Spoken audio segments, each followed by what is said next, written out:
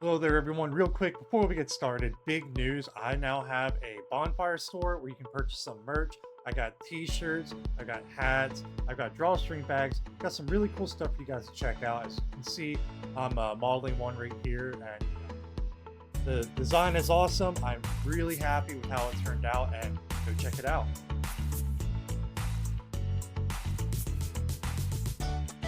Hello there, everyone, and welcome to Celestial Winter Gaming.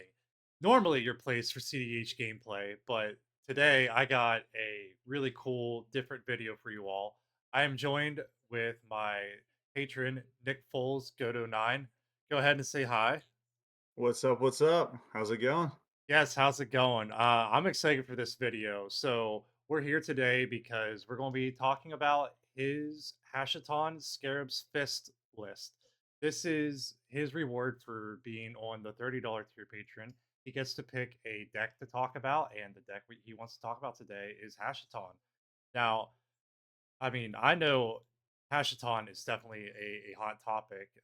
Jay, what do you think about Hashaton? Yeah. I mean, one of the reasons I picked it, right? Like, it wouldn't make good content if we were going back to the depths of CEDH in the beginning of time and picking some like 10-year-old commander, right? So it's a new commander, really fun deck. It actually like reignited a lot of joy I had in this meta game as well.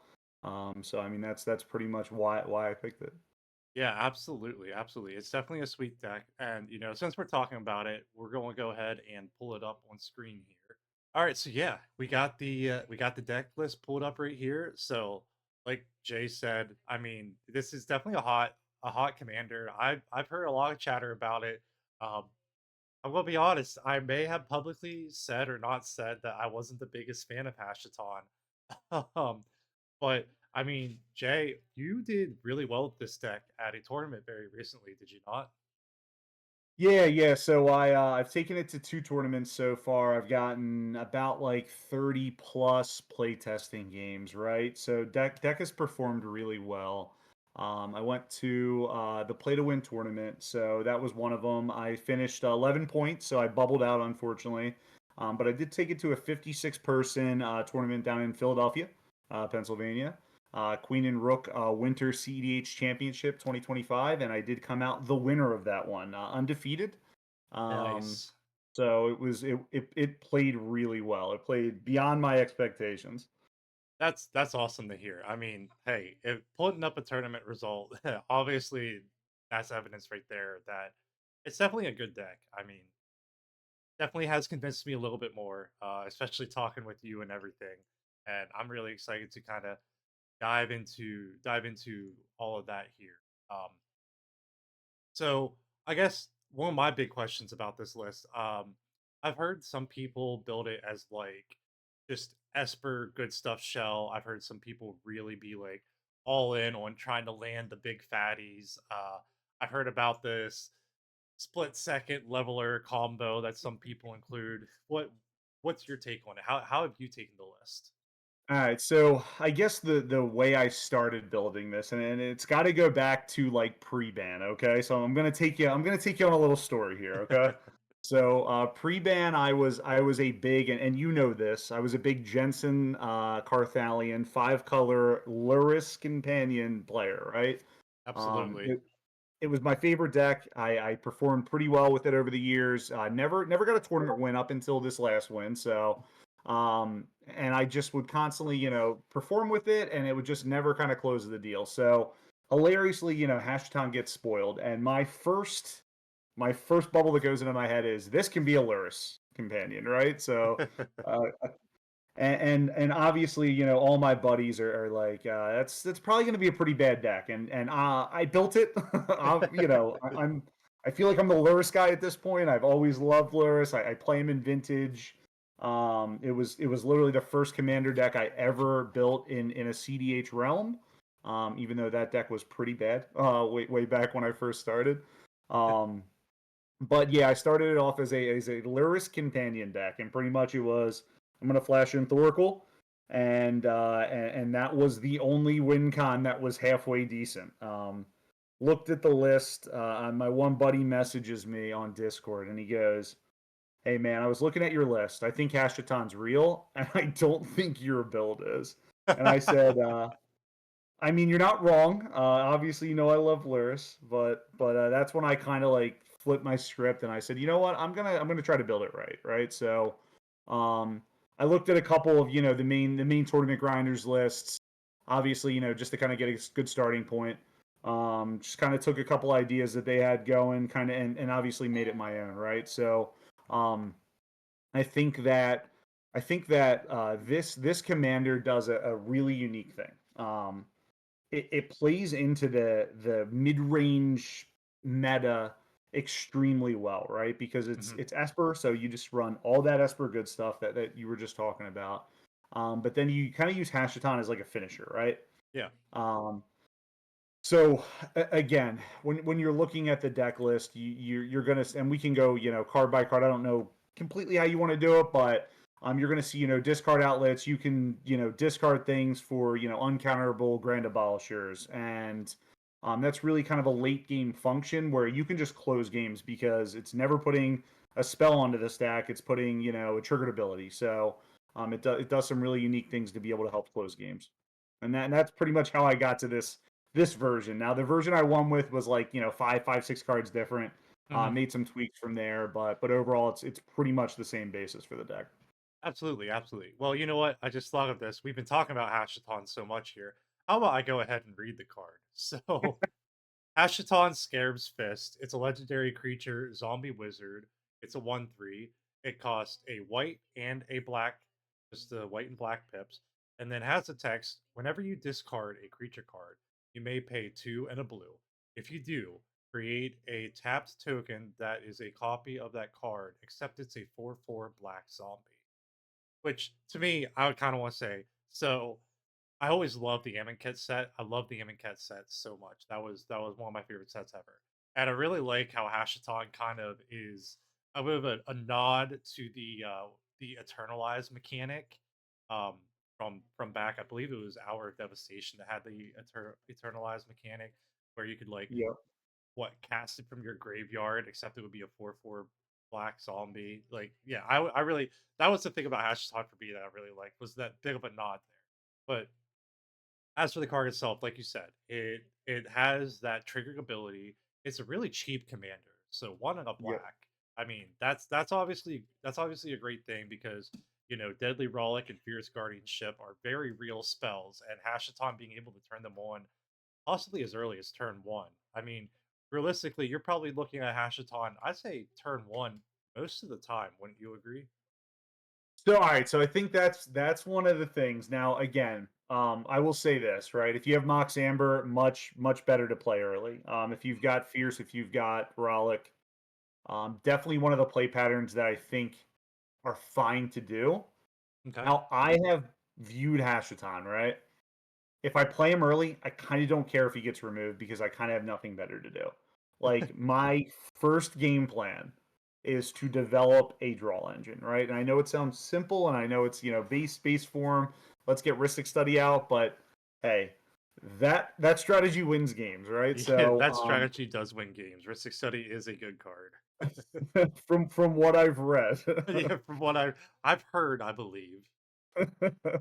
I mean, honestly, like hash early would be really good. If you can kind of develop like your ghostly pilferer, your psychic frogs, which are draw engines plus discard outlets. You have your LED synergies with that, right? And again, I guess I should explain some of this, right? So, Yeah, yeah, let's get into um, that. so yeah, so I guess with Hashaton, right? Like you have that discard a creature card. So there's a couple ways you can do that.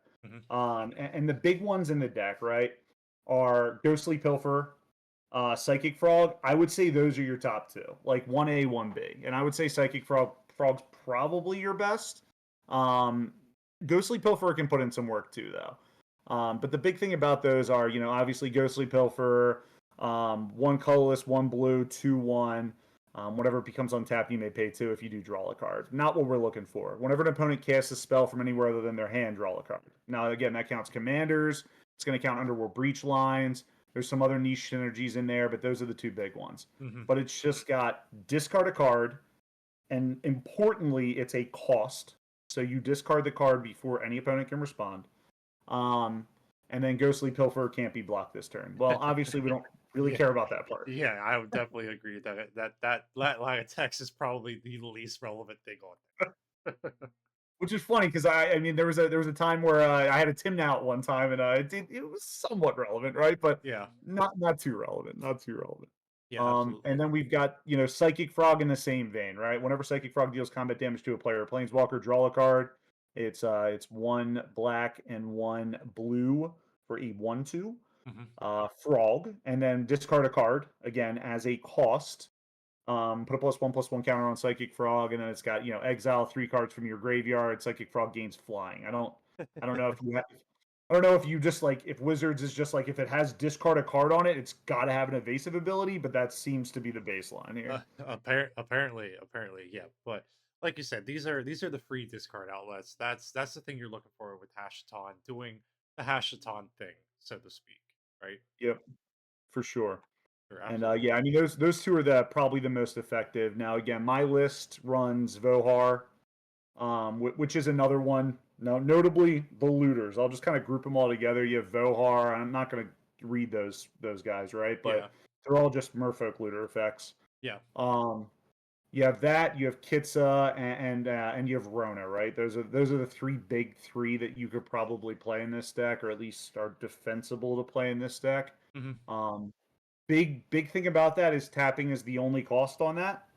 Yeah, Um, and then upon a resolution of that ability, you're drawing and then discarding, right? So it does leave you open to removal on Hashaton if people view you as the threat. yeah. Um, Absolutely. and then LEDs, LEDs another big one, right? So many weird synergies with LED. Um, so many LED different things. LED Yeah, always has so many weird synergies just as a card itself.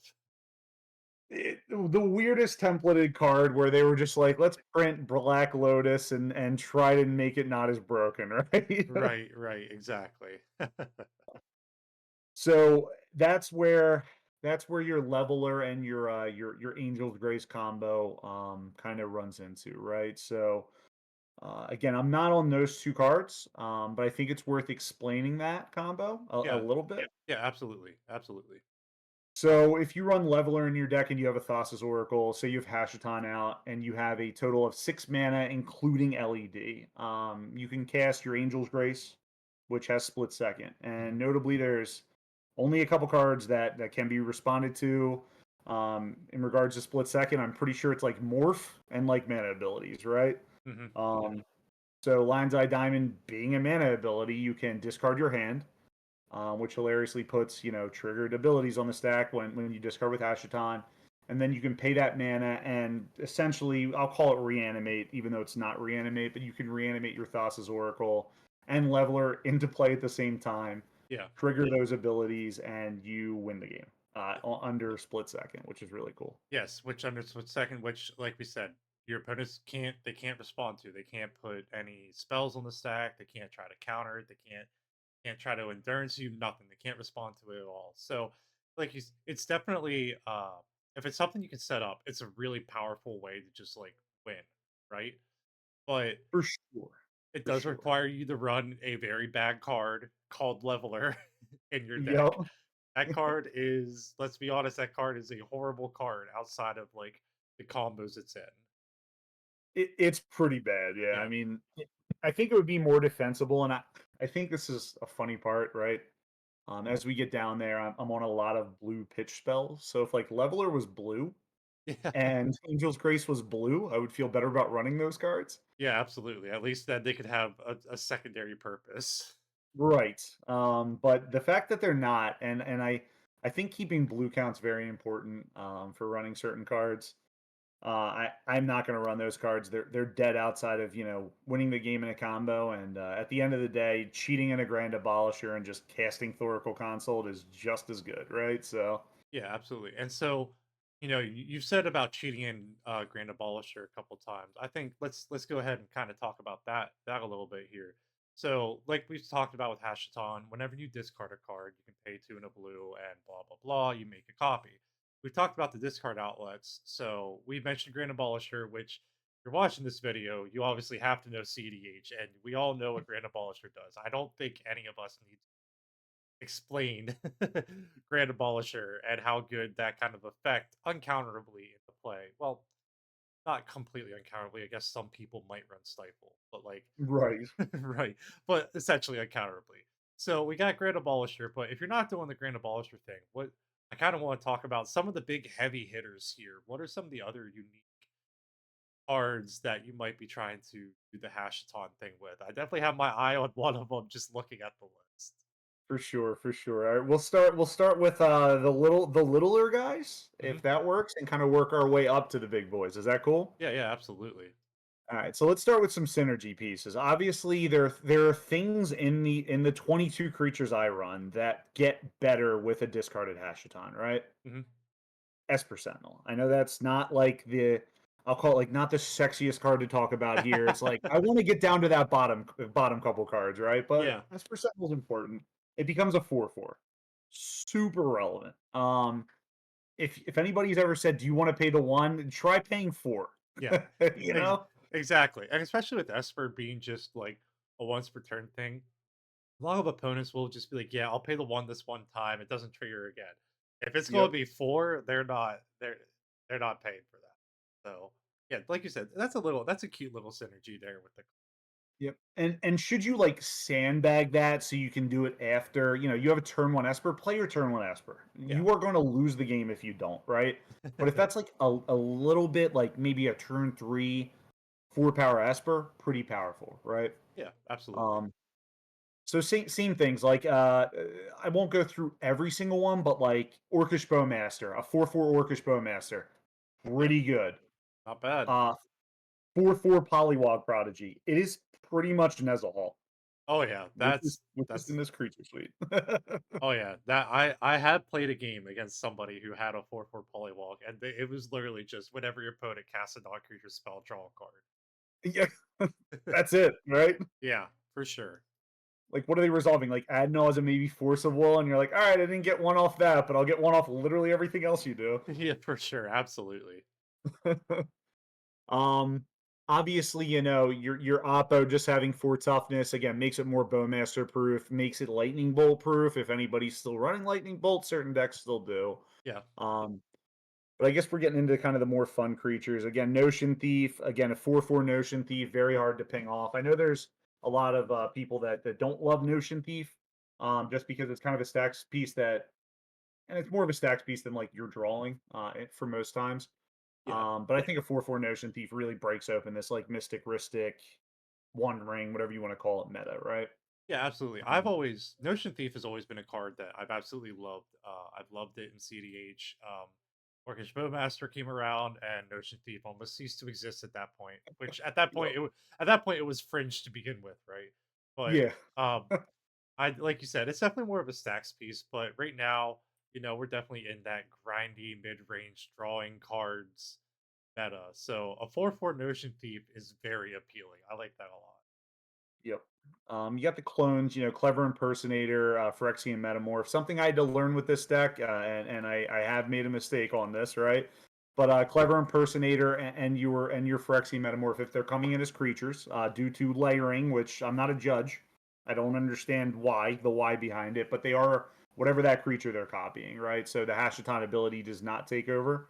Hmm. It does not make them a 4/4, but still really good, right? Clever Impersonator comes in, becomes a Ristic Study. Your Metamorph Yeah. comes in, becomes a One Ring. Yeah, absolutely. Um, and baseline Metamorph to me, I love Metamorph. Like baseline, it's just a mana rock. It's a 3 mana Soul Ring. Okay, not the greatest card, but it's never going to be dead. You could pitch it to Force of Will. I know that's kind of like a meme at this point, but still But pretty good, right? yeah, and there's some times where a 3 mana Soul Ring is just what you need. Right, right. All right, so we're getting into like some of the bigger guys now. We got Wandering Archaic. Ugh, This is a newer include. Was not in my Queen and Rook run. okay, okay. So this is a card where again you look at Wandering Archaic, it just controls a game. I've played against enough Kinnons to know where when this thing comes down, you have a Grand Abolisher that like nobody kind of values as a Grand Abolisher, right? Oh yeah, for Um, sure. So really disruptive. If you're behind, people will just give you tutors, you know, um, give you ways to kind of catch up, especially if there's, an arch enemy at the table. Oh yeah. You can really politic your way into, getting people to kind of give you those really important pieces to kind of catch back up. Oh yeah, this card definitely. I hate this card. Like not because I think it's a bad card, but like, every game I've seen it come down, I'm just like, oh great. Like it's definitely it does exactly what you say it does. It makes the counter wars just so miserable. It's so miserable to fight against because you can't win that counter war. Like what Nope. Bluster Storm is maybe the only thing because they don't get the storm triggers. Yeah, Like that's like literally it. Like yeah, it's definitely I like it. I mean, I don't like it, but I like the include here on the list. Definitely a fun one. Yep, still play testing that one. I haven't seen that one come up, right? I've Mhm. pretty much had everything else come up at some point or another. Wandering Archaic. Now I will say I think I lost the game in play testing not playing a Wandering Archaic the other night. Now you'll never know that, but Yeah. I made a decision where I went back, reflected on the game, and I was like, you know what? Should have definitely played the Wandering Archaic. I think it gets back to me if I do, So Yeah, yeah, absolutely. and it's got a backside, huh? Huh? Explore the Vastlands. Oh Pretty yeah. good. Oh yeah, yeah. Yeah, the backside of that. If you can tell me what that does without looking at it, I will Venmo you like $100 right now. Hang on, let me just pull up my phone off camera real quick. I know it's some for group hug effect. That's about it. Yeah, we all need for anybody watching, we all know CDH. This thing doesn't have a backside. All right, so next big guy, Consecrated Sphinx. You love to hate it, you hate to love it. Mhm. Big dumb creature. It just takes over a game. Anybody who's played against a Kinnan deck knows that card is a must answer. Oh yeah, I Uh, have I have a friend who mains Malcolm Kedis, and they can reliably get a Con Sphinx out on turn like 3, maybe 4, and just hard casting the son of a bitch. And yeah, Con Sphinx, if it gets out there and it sticks, takes over the game. And like you said, doing it through the Hashaton thing and making it uncounterable, that's brutal. yeah, for sure. Yeah, and it's three mana version of that, right? So. Yeah, exactly. So then we got to the weirdest include in the list, Shirom. Yes, this is the one. This is the one I've been wanting to hear about. So basic utility outside of the combo is if you somehow discard your One Ring at the same time as Shirom, you could get that back. You can get back Wish Claw. Hmm. Um, you can maybe get back LED, but like you'll probably never do that. Um, Outside of that, like Esper Sentinel, you could reanimate. It's just going to return target, artifact card from your graveyard to play. But that's not the reason we run it, right? Those are just added. I won't even call them bonuses. Like you're sad if you're doing that, honestly. Yeah. Um, but the big part about this is it's a combo with Hashaton, right? So you have one card in your enchantment suite. It's called Tiny Bones Joins Up. You can run other cards that are similar to the bottom part of this, like pinger effects such as what Blood Artist would work, any type of effect like that. We don't have to go through each card, right? Yeah. But Tiny Bones Joins Up is specifically picked for one reason, right? So I guess to kind of understand this, Shroom's text is it's 6 mana, it's flying, it's a 5/5. But when Shroom comes into play, you may return target artifact card from your graveyard to play, right? It's a Hmm. legendary, which is very important artifact creature. Okay. Okay. Tiny Bones Joins Up is just a singular black mana. It's a legendary enchantment. Legendary doesn't really matter on this one, but when Tiny Bones Joins Up enters the battlefield, any number of target players each discard a card, right? So any number of target players, you can actually choose yourself on this. Okay. And then the bottom part is whenever a legendary creature enters the battlefield under your control, any number of target players each mill a card and lose a life, right? Okay. Okay. I think I'm starting So, to see it. yep. So you have Hashtun out, all right? So again, his ability reads what it does. So you cast Tiny Bones Joins Up. You probably target everyone at the table. So target every single player, and then you discard your Shirum. Then a trigger goes on the stack, right? So your ability for Hashaton says, "Hey, do you want to bring back a token copy of Shirum?" Mhm. And sure, yeah, let's do that. So you bring back the token copy.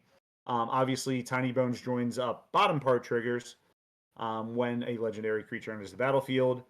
Any number of target players each mill a card and lose one life. So you have your opponent's mill a card and lose a life.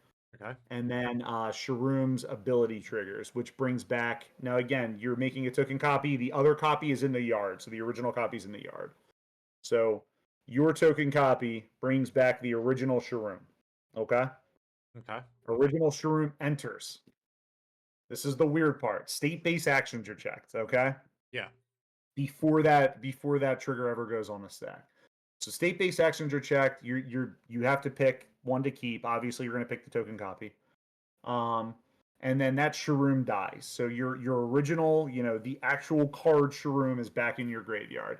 Then that Shirom's ability triggers and goes on the stack.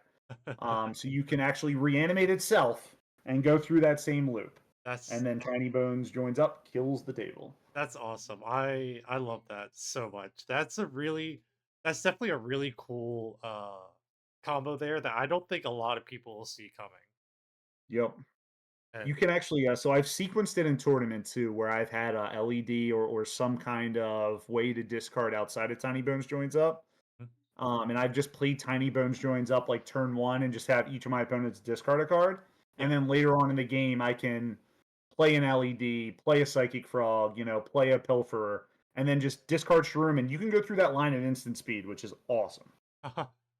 That's sick. That's sick. So, oh man, I love that a lot. I really love that a lot. I definitely had not seen that before when Hashaton first got spoiled. I really, I really like that. That's really cool. A really spicy include, and I think that's a really fun combo. And I'll say this too. So that combo, I was back and forth on it when I was first building the deck. Like, do I include this? Because I mean, let's be real. Shroom's a bad card. Yeah, It's not a good card, right? no, no, and It is even blue, it's it so it is blue. It can be pitched, and on yep, even Tiny Bones joins up. I mean, that's not an amazing card by itself either. right.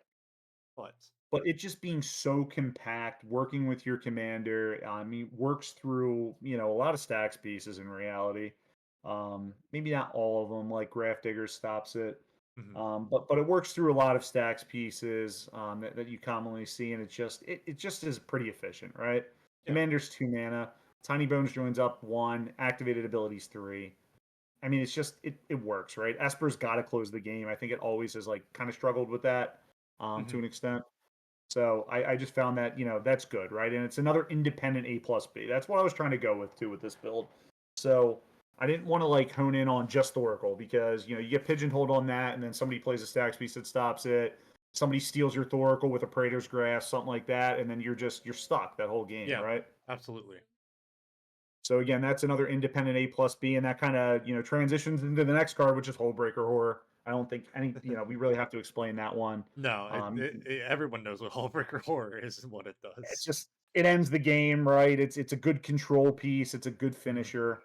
And you can kill people with one ring, draw your deck, or just bowmaster people out. Any tutor post infinite mana converts your whole breaker horror loop. So yeah, it's nice and concise, and they've all come up in testing too. mhm, They've all won me games. Now, obviously, Thoracle Consult's number one by far. oh yeah, But Sharoom's come up multiple times in multiple tournaments at this point wow. where I can sneak that line in and people may not see it coming or I sequence it in a way where it doesn't look like I'm doing that, right? Because honestly, I've never used Tiny Bones joins up to win with Sharoom by making me discard, which is hilarious. That's fun. I love that. I love that a lot.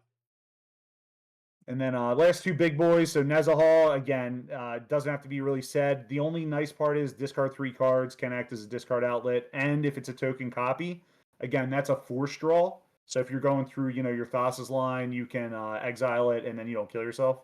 That So, that's always nice. It's definitely a relevant thing to think about those forced draws. I yeah, know I played a game on Talion where I lost the game because of a forced draw. So always something to keep in the back of your mind. brutal when you forget about it too. Oh yeah, for sure. Because, oh man, have I forgotten about that, Oh yeah. And then you've got, Razaketh, just a nice closer. If you've got, a couple creatures laying around after you cheat it in, 3 mana Razaketh just ends the game, right? So Yeah. um, it's pretty nice. It's nice and concise. You can sequence it in really nice ways. If you've got one black mana open, you can just kind of go off and 2 creatures, you're good to go pretty much. So you just go through Thoracle line, and then the more creatures you have, the better it gets, Oh and the yeah. different cards and everything like that. So assemble your own win con.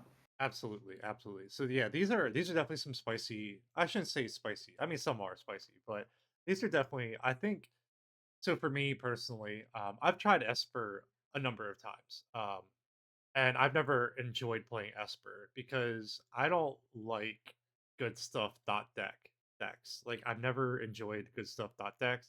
Anybody who's watched my channel sees that I play the weird fucking shit, you know.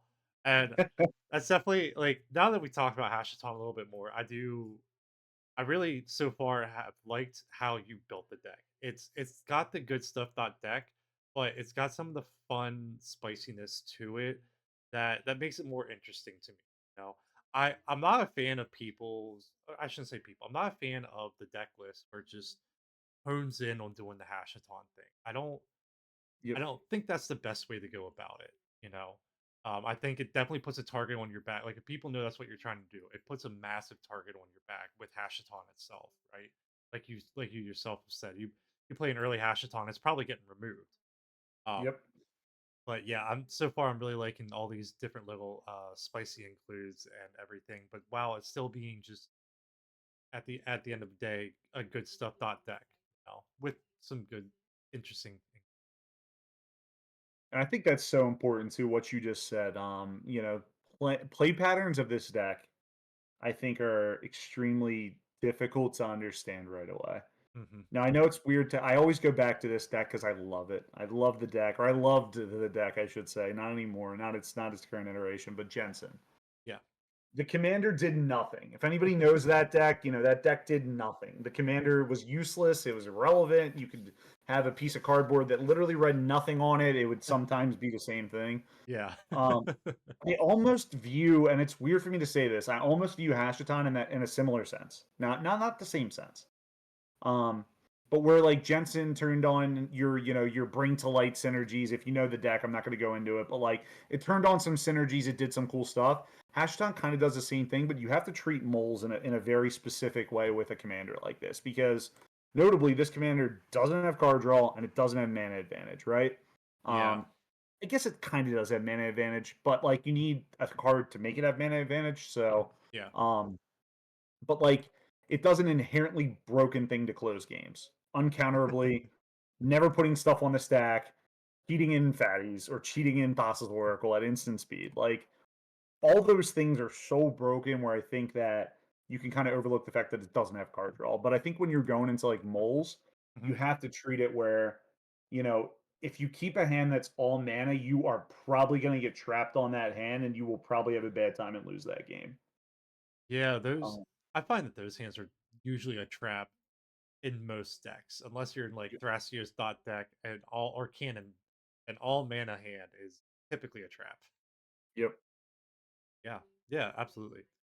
Well, continuing to look through the list, I mean, looking at the sorceries, I don't really think there's really anything said there. I mean, it's all pretty typical, you know, Esper good stuff. You got reanimating in there, which obviously it's your list. You can talk about that if you want, but I think we all kind of understand that you're discarding stuff. You're probably going to want to reanimate something at some Yeah, point. for sure. you know, and then again, even down into the instance, one I'm a little curious about is frantic search. Um, Okay. what's the reasoning on that one in the deck? So this has been like one that again, like when I'm brewing with the Hashtag Discord, a lot of people are, back and forth on it. I like it because it's instant speed and it does the thing, right? Hmm. I think being able to hold cards close to your chest is invaluable in 4 player, especially tournament magic, right? Yeah. Where you do something scary and you start 3v1 in the table, you're gonna lose that game. Period. Yeah, it's very difficult to 3v1. def Um, definitely been in that situation myself at the Play to Win tournament. Definitely been in that yep. situation, and spoiler alert, did not win that game. I've been in those situations too. You drop something too early, and it's just you don't have enough resources to deal with it, right? So, frantic search really allows you to have that discard outlet for Yeah, 3 mana. So, and then it'll fully resolve too. So, like you'll untap your lands before your Hashaton trigger goes on the stack. okay. So that way you can use those lands that you just spent to cast frantic search to drop your fatty or whatever you want to do on end step, right? Or Mhm. even mid turn, right? Somebody's wheeling, you have a Notion Thief in hand. Guess Oh, what? That's a good time to do, you know? oh man, that's brutal. Yeah, I mean, I like what you said there about keeping the cards close to your chest. If you play out Hashaton and then you also play out Ghostly Pilferer, anybody who knows Hashaton is going to be like immediately like, alarm bells ringing. They're going to be like, hey, he's got the discard outlet and he's got the commander. Like he could literally just he could drop something on us at any point. But Yep. like you said with Frantic Search, on board you're missing that discard outlet. So I do like the reasoning behind that. I think that's a pretty interesting way to look at it for sure. And I've even cast that too. I mean, you have draw engines on your side of the field. You cast that. If somebody counters it, I think that's like a really big skill that like really helped me finally. I'll say like finally win my first tournament because I was on the hunt for so long for that, right? Hmm. Um, Knowing when not to fight over things, I think is such an under, I guess, under talked about skill Yeah. where there were so many times where Hashaton just gets like murdered, like straight up swords on Hash, and I had nothing going on in my hand, but I have 7 cards. I have a draw engine out, and it's like, all right, well, you're scary. Okay, can I draw a card off Ristic Study? And they're like, sure, and I'm like, okay. Okay. And I have Fierce. Like, all right, I'll Fierce it back, right? Because I'm going to lose Fierce. And then they fight over it again. All right, I draw another counter spell. Now, I could keep fighting, but at the end of the day, all right, you can have it, you know? I'm Yeah. not scared anymore. Can we deal with the other people? And then your hand just keeps growing. You keep getting fed Ristic Study, and you just keep grinding. Sometimes it's just better, like casting Frantic Search on end step one time. I was literally doing it just to filter it and draw 2, discard 2, ditch 2 lands. Hmm. Somebody counters it. Okay, sure. Wipe that off the field. Ristic Study? Sure, I'll draw. Thank you. Yeah. Yeah. Gets you a draw and gets a counter spell out of a component's hand. Definitely not a bad thing. Yep. So sometimes like just being able to do that has been really beneficial and just knowing, when is my fight versus when can I just let something go and just accept that maybe I shouldn't have that, you know? Oh yeah, absolutely. So continuing here in the instance, I mean, I do see two others that you sometimes see pop up, but not a lot. Commandeer and Misdirection. Um, I mean, we all basically kind of know what they do. I do know most decks don't include those typically. So without sounding accusatory, what's your reasoning for wanting to include this? For sure, for sure. So those 2 cards again, I will say with those two specifically. I mean, you look at the interaction suites of other decks, red decks or 5 color, 4 color, good stuff. They all have access to a couple more free slots that an Esper Shell may not have access to. Hmm. Um, Deflecting Swat being a huge one, Red Blast, Pyroblast, and I know Pyro and Red aren't free, but But again they're like really high card quality, right? yeah, I mean, 1 mana is a lot, but it's also a huge difference between 2 mana. And once you get out of your fears and your forces, the Yep. 1 mana counter spells really are they're not that great in blue. There's some good ones, right? I think There's a couple good off was ones. one that I could be on. I'm just not. I'm not. I don't want to yet. It Hmm. may be a card I add on, like maybe down the road. Okay. But again, like with this deck, right? So like you got to think about play patterns, right? And I think with every deck, you really got to think about play patterns. This deck wants to get these big fat chonkers in here, right? Hmm. So your Hull Breaker Horrors, your Razakets, your Nezahals, your Con Sphinxes. To do that, it's very you got to spend mana. So Yeah. being able to just tap out and then still have that piece of interaction, those 2 pieces of interaction, I think is just really important. I Yeah, think the blue count at least supports it enough, especially if you're drawing cards. Commandeer is a little iffy at times. Misdirection is just another force of will in a counter war, you know? yeah, absolutely. Yeah, commandeer, like you said, that's a big ask because with two, right? Yeah, two is definitely a lot different than one. But scrolling down here real quick to take a look at that, I mean, almost 50% of your deck is blue, Yeah. so for sure. All I right. mean, 32 is a good amount. I feel good about like the 32 to 35 range. I ran the math on it. It's still okay in openers. I think it's like 45% chance to have it available in openers.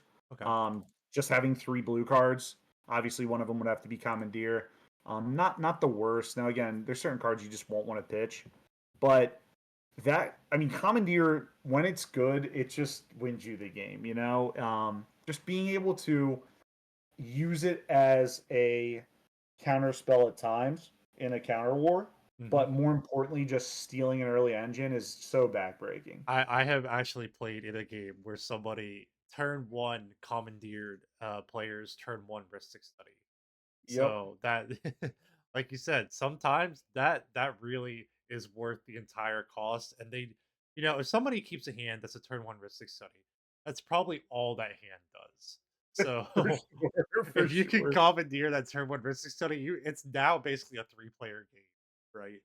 So Yep, I definitely like that. It's an interesting way to look at it, because you're not again, you're also an Esper, like you said, some of your card pool gets slightly limited, but the other big thing is Esper is not amazing at making mana. It's not amazing at holding up mana, it's not like you have your yep, Seedborn Muses and your Gaia's Cradles and all of that. So looking more into the free interaction suite, it definitely makes a lot of sense. sure. Yeah, Um, that's honestly been a card as well that I've not even considered cutting. It's overperformed every time I've seen it, which is awesome to say. that is awesome. That is awesome. And then looking over the rest of the instance, I mean, the rest of it's just literally like Esper good stuff. I mean, not really anything else in there that really needs to go further into. Everybody knows what these cards do. We all, they're just good cards, a good interactive suite. Um, and again, scrolling down further, looking at the artifacts, I mean, I don't think there's anything in there we really need to go over either. It Yeah, it's just a very typical artifact suite. I will want to mention one thing. Now again, Yeah. like your Grim Monolith versus like a 2 CMC rock. Like if you weren't on Hullbreaker Horror, I mean there's builds like I'm still not I like Hullbreaker Horror. I think it fits the deck, hmm but it's not an auto include in this deck by any means, right? So if somebody's like building it at home, and I want to just say this disclaimer too, like my list it works for me, right? Period. Absolutely. It works for me. It works for my playstyle. I like the playstyles of it. Does that mean it's the best list out there? Does that mean it's the right thing? No. Like I think you got to develop a list that fits your playstyle, that you feel comfortable playing. I could hand, you say I hand you, a Turbo Naz deck. You've never played Turbo Naz. It's the best list out there. It's the number one deck, whatever you want to call it. You may not perform with it, Well, right? I hate to say, but that was a bad example because if anybody knows me, there's one thing I do well, and that is turbo not. But but no, you like Reverse it stacks or whatever, yeah, just yeah, insert exactly. whatever. But no, that's a very good point. Like you said, this is your list, and this list Yep, is not necessarily going to be for everybody. And there's definitely probably some includes that some people might disagree with. And at the end of the day, that's all okay because what matters is this list works for you, it fits your play style. And especially when you're playing more lower colored deck, when you have more of these niche cards, these niche things to be doing.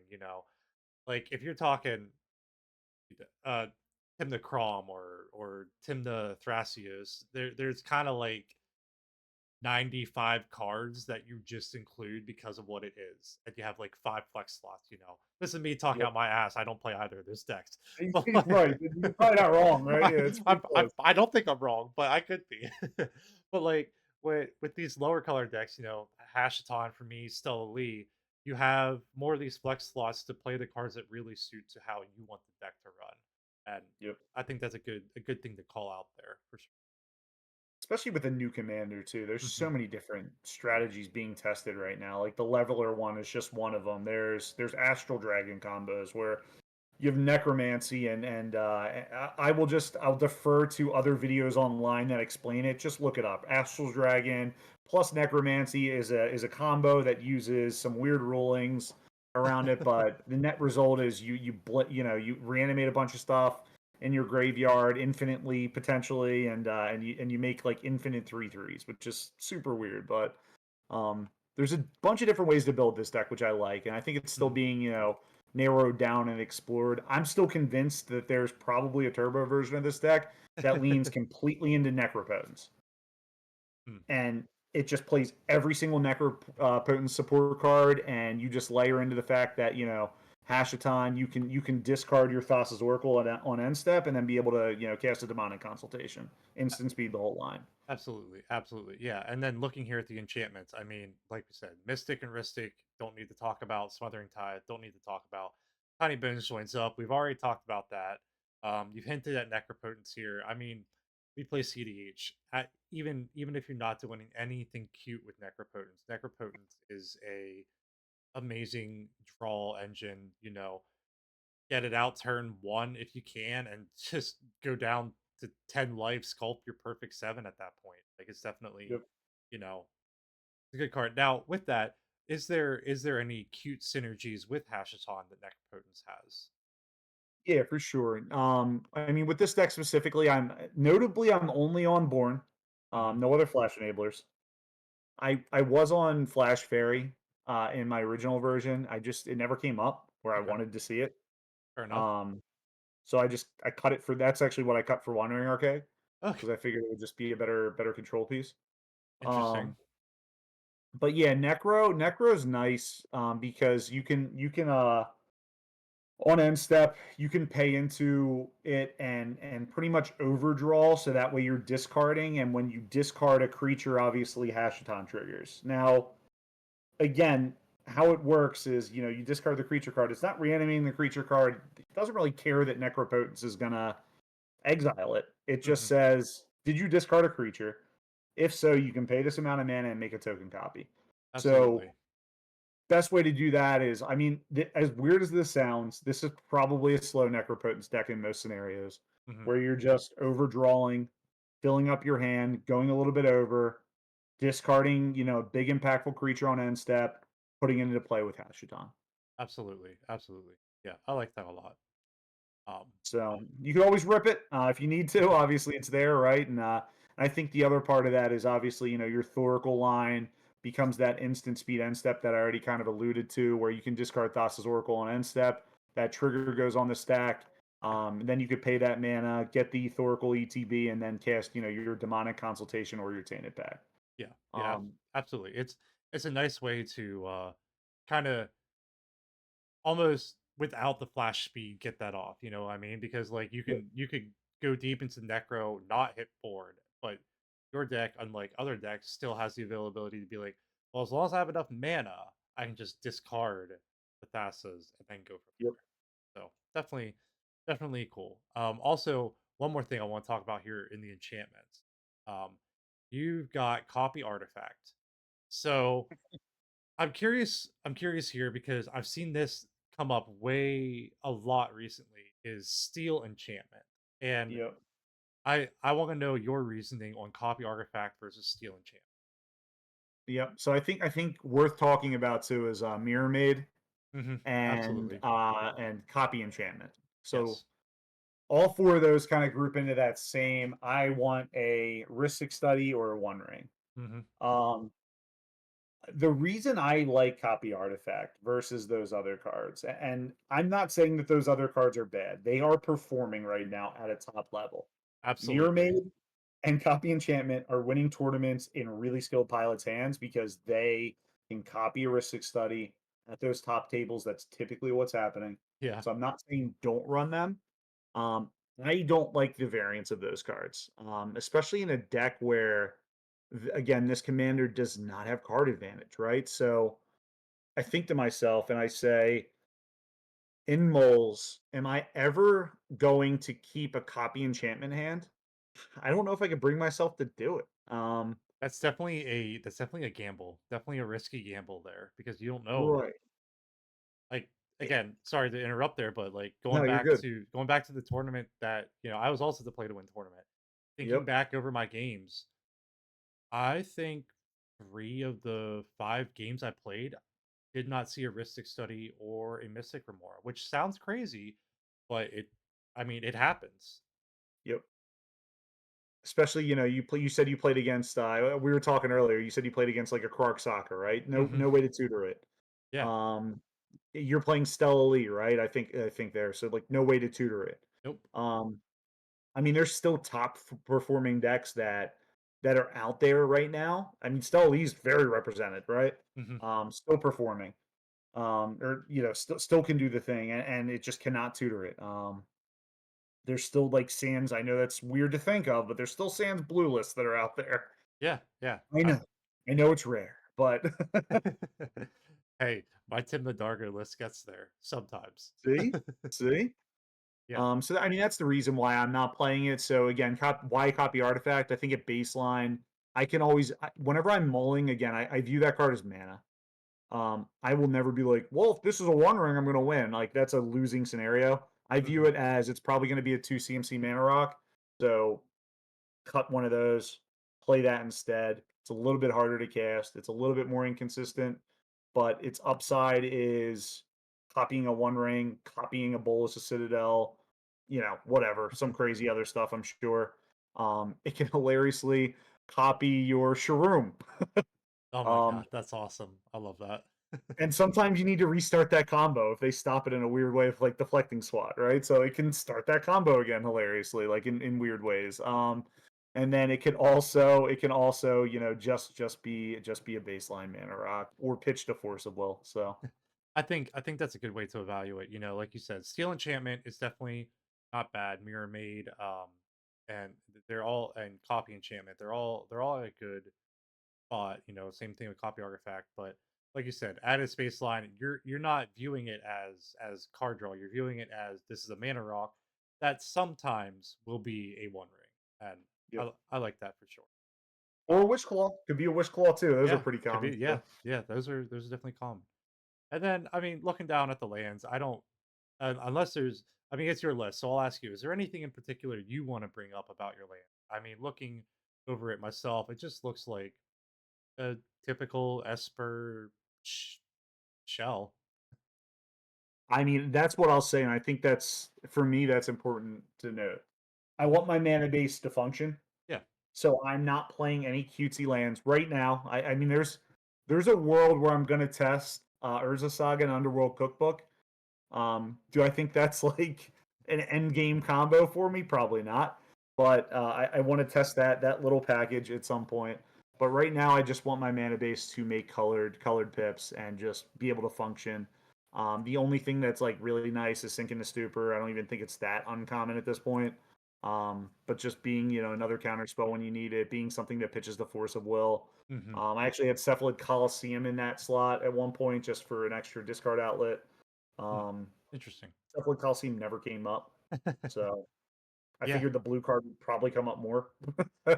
that's definitely true. Yeah, like you said, Sing is a stupor. I mean, it's 95% of the time a land, but there are times where it is relevant to do what it does. And like you said, at a 3 color deck, I mean, obviously your mana base isn't super tight, but I've definitely had games playing as a 3 color deck where I'm like, oh man, I really need 2 blue pips, and all I have is this Gaia's Cradle and this Savannah and an Otawara. Like I can't make my 2 blue pips. So it's Yep. definitely important to be able to make sure you can cast your spells. And I think the consistency of that land base too helps with your commander because I think I've alluded to it like multiple times now, but I think this deck molds poorly Hmm. overall. It's got a lot of draw engines, so like you can find one, but again, you need action in that hand, and your commander not being action, you don't have that like T and K where you can like mold a 5. Oh, I have just mana, but I can cast Timna. Like there is no fail safe on that. No, If you no, have 5 mana and you're just casting Hashaton, you're gonna lose. yeah, Um, absolutely. so like I think it's really important for your mana base just to not. kind of ruin you in moles. Um, so that way the rest of the deck can function. If you find a keepable hand, you're like, well, I got three colorless lands. Yeah, It's just not gonna work. So yeah, yeah, absolutely. So since we talked about, talked about and alluded to it, mulligans a number of times here, I really think now would be a good spot to take a look at a couple of test hands. Do you really want to like set up a pod or anything, or you just kind of want to let's just look at a random hand and see what we think of it? let's look at a random hand, and I guess you will tell me that random hand, right? Because I Hmm. I can't see your screen, so Yeah. you tell me the hand, and then we will each pick a deck. Hmm. And then we will always have T and K in the pod. How does that work? Yeah. All right, that works for me. Let's All get right. weird. Yeah, let's get weird. I like that. Okay. So, all right. So looking at this hand, I mean, we got two lands. We got City of Brass. And we got Morphic Pole. We've got a Lotus Petal, Necropotence, Phyrexian Metamorph, Commandeer, and Mnemonic Betrayal. So what is that? Two blue cards. Is that two blue cards? Yes, we got Mnemonic Betrayal and Phyrexian Metamorph. So two blue cards that could pitch to Commandeer. And is that it's just like a turn two necro? Oh my. Yeah, turn two Necro. Uh, could possibly Commandeer something. So all right, let's generate our pod number. All right, let's generate seat order. So we are Yeah. three. I hit random number generator. So we're All right. sitting in seat three. Proceed in seat three. All right, I like that. You go ahead and pick. Let's say seat one is T and K. All right, T and K is seat one. I will pick Rogsai.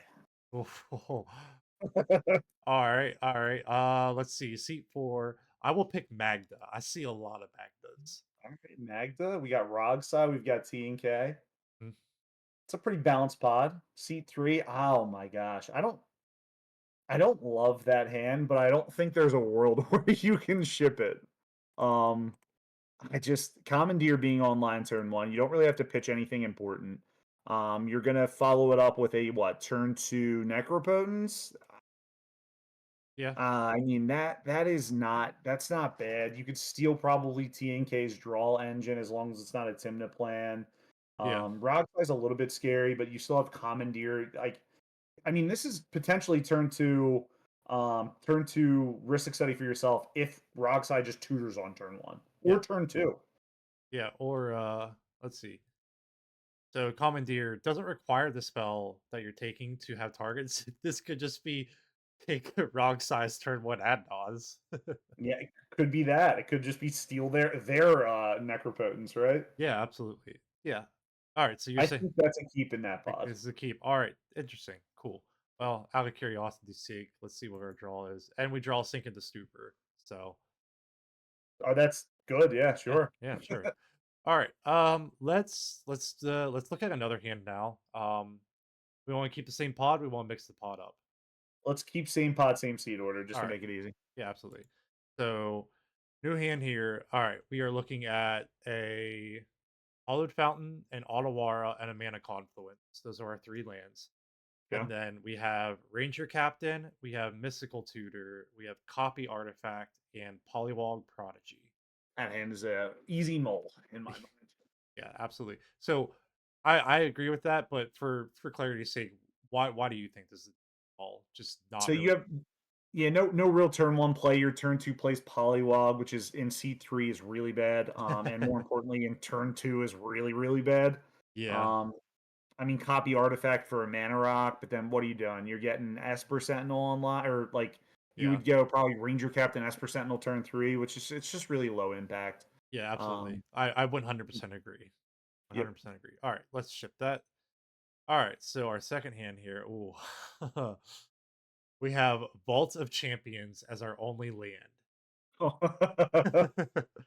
And then we're looking at Wandering Archaic and Clever Impersonator as creatures or whatever. And then we have Imperial Seal, Necropotence, Dispel, and Mental Misstep.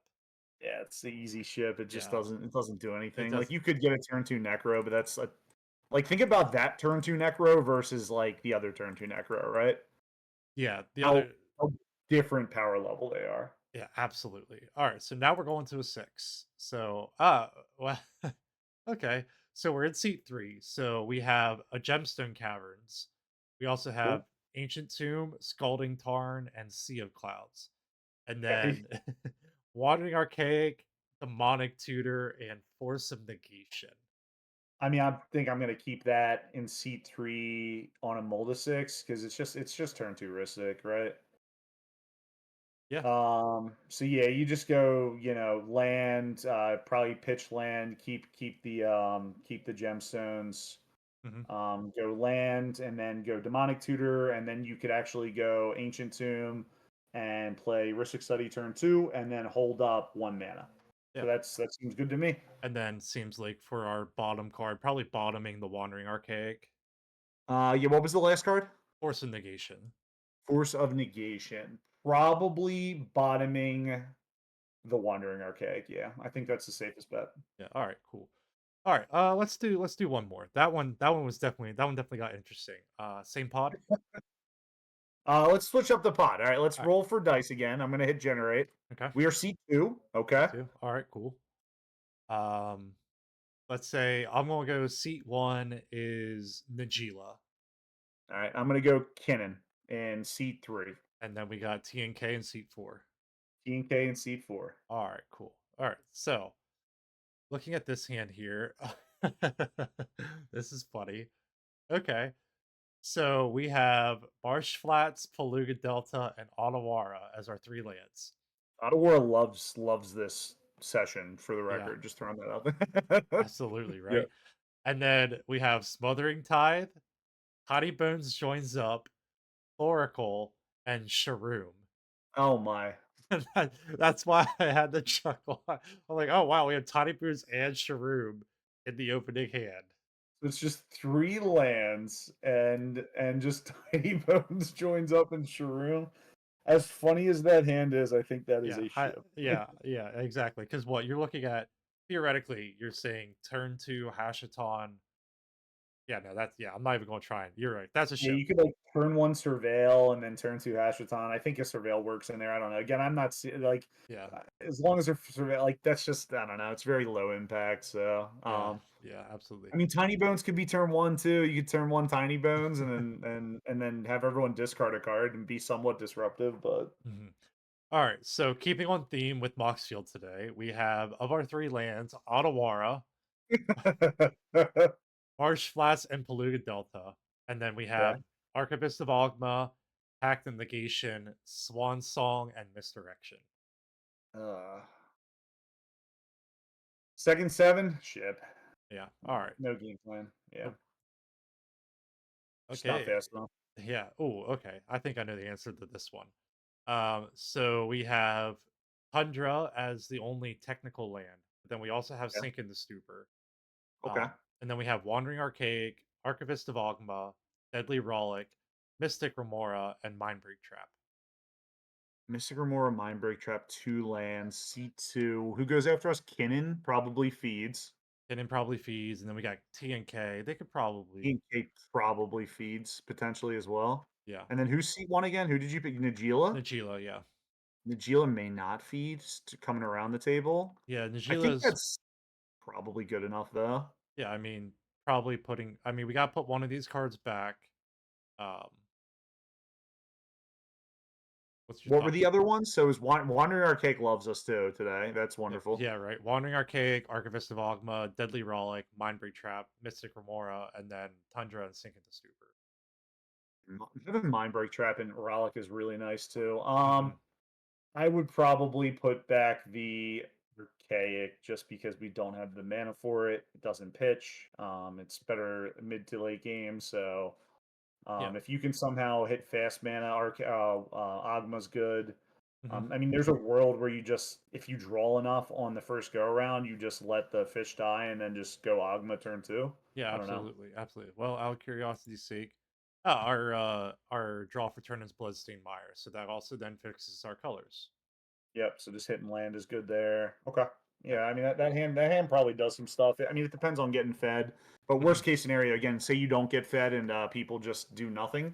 and they want to starve you, you could pivot to Ogma if you need to. Yeah, You have interaction, so I and like that it. and that also means that your opponents are doing nothing. So You're right, for def- sure, for sure. definitely not bad. All right, well, definitely cool to talk about the mulligans there. Like you said, it's definitely an interesting deck, the mulligan. Um, so what going back to just kind of the deck as a whole, what are some things that you'd like to say about the deck, here as we're kind of wrapping this up, what's some closing thoughts, some things on how you feel about the deck, all of that good stuff. For sure. So again, I mean, this deck immediately, it's gonna remain one of my favorites. It finally got me the win I was trying to find. So that was pretty cool. Absolutely. I think it's really fun. I don't know how else to put it. I Every time I play this deck, I just have a blast. There's some decks that I played recently, like, and nothing against Yuriko. I know that you mentioned bad about Yuriko, but it's just the play patterns aren't for me, Hmm. and it was really frustrating to play. That was Hmm. the deck I literally played right before this. And Okay. then going to this deck, it's just I don't know, cheating in big dumb fatties, being able to just drop a consecrated sphinx, drawing cards. You feel like a Kinnan deck that's an Esper, and it's just really, really, really fun to play.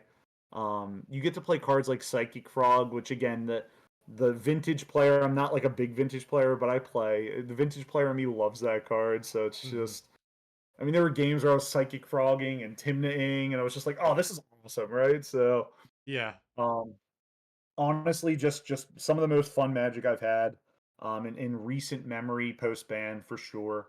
And more importantly, just if you're playing this deck, I think the biggest thing you need to think of is just kind of hone in on your moles and think about like a a more no bad card strategy, right? Now again, if you want to try the leveler stuff, I personally don't think it's good enough. But try it, prove me wrong. People top 16. Like there's a guy that just top 16 play to win tournament as I say that, right? So Hmm. and I didn't. So clearly, people are going to be like, well, that guy's an idiot. But again, not for me. But it's a deck that I had a lot of fun with, and just kind of get good with the moles, kind of consistently think like how do I convert this hand? How does this hand win me the game? Don't get stuck into that trap of I have a turn two smothering tide with no payoff. You're going to lose those games. Yeah. So Absolutely. And again, like we said earlier, and you said again, and I just also want to continue saying the important thing is it's a deck that you enjoy. It's a deck that really clicks for you, and I think that's really the important part about CDH. I've had this discussion with other people, and as a whole, you want to make sure that the deck that you're playing is what feels right to you. And for yep, you, this deck feels right to you. And I definitely can see other people who agree that this deck feels right to them. For me, this isn't the kind of deck that feels right to me. Now, I will admit, I do like Hashaton a lot more now that we've had this because had gotten to talk about the deck. I really like the Shirom line. I know it's dumb.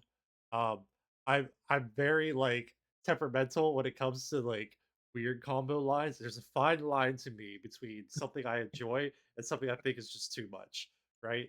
yep, I think the Shroom one definitely like plays jump rope with that line, but I think it's cool. Um, Shroom is an old like Shroom is a card that I loved in just casual EDH fucking what 5 oh lord, more than 5 years ago. yep, I had an Esper artifact deck. Oh lord, I don't even remember anymore. This was casual like 7 years ago. I haven't touched casual in years, but it tickles that part of me. But yeah, it's definitely a fun deck. I really enjoy it. I'm really glad we got to talk about it. Like I said, you've definitely made me feel more positive about Hashaton as a whole as the commander. And my takeaway of this again, I really like that it's the Esper good stuff dot deck, but it has the cute little synergy. For me, that's a big thing I really like about it. I really like how you pointed out with like copy artifact being kind of mana rock. I think that's a cool flex slot that other people might yep, try out stealing chance. Um, definitely, definitely cool flex slot there. Uh, I, what you had to say about commandeer definitely made me want to rethink that card a little bit more. yeah, I don't think for Stella Lee because Stella Lee needs to have cards to cast, but maybe think about it for something else. right. But yeah, definitely a really cool deck. Look, and I'll say this: I appreciate you having me on the channel. I know we're wrapping up here. Mhm. Yeah, everything you do for the community, you're awesome. So I told you this before we talked, and I'll say it again, like your grassroots style, getting everything going. I'll always be a supporter. So as much as I'm a supporter for you. I thank you for letting me come on your channel and just talk Magic, man. I love the game. It's so fun. It's so intricate. Like everything about it. Meeting cool people. Like when Mhm. just meeting different people at all the tournaments. If I've seen you there, I'm sure you know who I am. I'm the guy in the Eagles jersey, in any Philly scene, and so. But no, I love meeting everyone, and it's such a cool community to be a part of. So Mhm. at the end of the day, thanks for letting me pop on your channel. Yeah, absolutely, and thank you for all your support. Thank you for all the kind words. You know, that's definitely again, just wrapping up here, like you had said, one of the things I've loved about just making content and doing this stuff is meeting all these different people. Um, just meeting a lot of people out there, the Magic community as a whole, at least in the CDH.